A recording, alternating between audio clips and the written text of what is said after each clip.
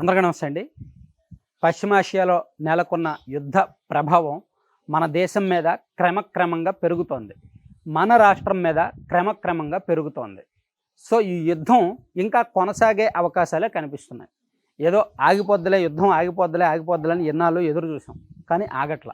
So ఈ ప్రభావం already మనం ప్రత్యక్షంగా పరోక్షంగా చూస్తున్నాం. నష్టపోతున్నాం ఆర్థికంగా. స్టాక్ మార్కెట్లు కుదేలవుతున్నాయి.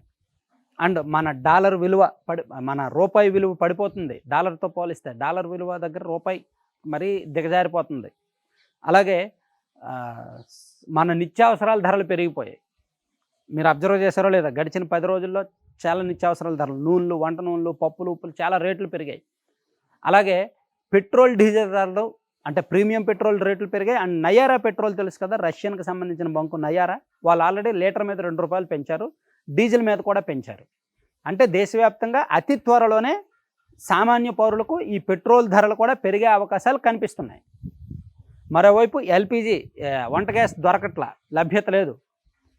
అంటే ప్రత్యక్షంగా పరోక్షంగా చాలా నష్టాలు, చాలా తీవ్రమైన ప్రభావం కనిపిస్తోంది. ఎక్స్పోర్ట్స్ ఆగిపోయాయి. ఆక్వా రైతు ఎక్స్పోర్ట్స్ ఆగిపోయాయి. రొయ్యలు వెళ్ళట్ల, పొగాకు వెళ్ళట్ల, పెద్ద అన్నీ ఆగిపోయాయి అన్నమాట. సో దానివలన అలాగే కొన్ని ఫ్రూట్స్ మన దగ్గర మాత్రమే పండి గల్ఫ్ దేశాలకు వెళ్ళాల్సిన ఫ్రూట్స్ ఆగిపోయాయి. సో ఆ ప్రభావం రైతుల మీద కనిపిస్తోంది. ఇలా రాష్ట్ర వ్యాప్తంగా, దేశవ్యాప్తంగా పశ్చిమాసియాలో నెలకొన్న యుద్ధ ప్రభావం వలన సామాన్యులు నష్టపోతున్నారు. నిన్నగాక మొన్న రాజ్యసభలో ప్రధానమంత్రి నరేంద్ర మోదీ గారు మాట్లాడే సందర్భంలో ఇది మరో కోవిడ్ లాంటి సంక్షోభం, దీన్ని ఎదుర్కోవడానికి అన్ని రాష్ట్రాలు సిద్ధంగా ఉండాలి, ప్రజలు సిద్ధంగా ఉండాలి అని హెచ్చరించారు ఇండైరెక్ట్గా. కోవిడ్ సమయంలో మనకేమైందో తెలుసుగా, వలస కార్మికులు ఎంత ఇబ్బంది పడ్డారో తెలుసుగా, ఆర్థికంగా ఎంత చితికిపోయారో, ఎంత నలిగిపోయారో తెలుసుగా, మిడిల్ క్లాస్ వర్గాలు సంపద లేక, ఆదాయం లేక ఎంత బిక్కుబిక్కుమన్నారో తెలుసు కదా. సో ఆ తరహా పరిస్థితులు రాబోతున్నాయేమో అనేది ప్రపంచంలో చాలా దేశాలు భావిస్తున్నాయి. ఎందుకంటే ప్రపంచంలో చాలా దేశాల్లో నిత్యావసర ధరలు పెరిగిపోయాయి, పెట్రోల్ ధరలు పెరిగిపోయాయి మనలాగనే. ఇతర దేశాలతో పోలిస్తే మనకి ఇంకా తక్కువే. సో ఇంకా యుద్ధం కొనసాగే అవకాశం ఉంది. యుద్ధం ఆగాక మరో 20 రోజుల పాటు ఇదే పరిస్థితి ఉంటుంది.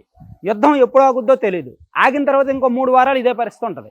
అంటే మనం రాబోయే 2-3 నెలలకు సరిపడా ఒక ప్రణాళిక మన దగ్గర ఉండాలి. మనం రెడీ చేసుకోవాలి దానికి తగ్గట్టు. సో దానికోసం రేపు అన్ని రాష్ట్రాల ముఖ్యమంత్రులతో కూడా ప్రధానమంత్రి నరేంద్ర మోదీ గారు సమావేశం అవ్వబోతున్నారు. దీనిలో చాలా కీలకమైన అంశాలు చర్చిస్తారు.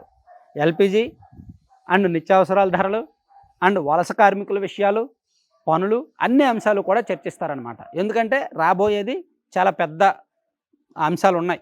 ఇంకా తీవ్రమైన దుష్పరిణామాలు, దుష్ప్రభావాలు మనకు ఎదురు కాబోతున్నాయి. ఆర్థికంగా బిలో మిడిల్ క్లాస్ వర్గాలకు ఇప్పుడు చూడండి, హోటళ్ళు ఆపేశారు, ఉపాధి పోయింది. హాస్టల్ చాలా వరకు క్లోజ్ చేశారు, ఉపాధి పోయింది కదా. చాలామంది ఉపాధి కోల్పోతున్నారు. ఆక్వా రైతులు ఫార్మింగ్ ఆపేశారు. సో అంటే ప్రత్యక్షంగా పరోక్షంగా లక్షలాది కుటుంబాల మీద ప్రభావం పడుతుంది. కాబట్టి రేపు మేబీ ఏమైనా ప్రత్యేకమైన ప్రణాళికలు ఏమైనా రచిస్తారా, రాబోయే 3 నెలలకు సంబంధించి ఒక యాక్షన్ ప్లాన్ ఒకటి రూపొందిస్తారా, వలస కార్మికులకు సంబంధించి, బిలో మిడిల్ క్లాస్ వర్గాలకు సంబంధించి, వివిధ వర్గాలకు సంబంధించి ఏమైనా ఆల్టర్నేటివ్ ప్లాన్స్ చేస్తారా, సో ఏం చర్చిస్తారనేది చాలా ఇంపార్టెంట్. మొత్తానికి రేపు మీటింగ్ అయితే మాత్రం మన దేశాన్ని, మన రాష్ట్రాన్ని రాబోయే 3 నెలలకు సరిపడా దిశానిర్దేశం చేయబోతోంది అనేది అయితే మాత్రం తథ్యం. Thank you.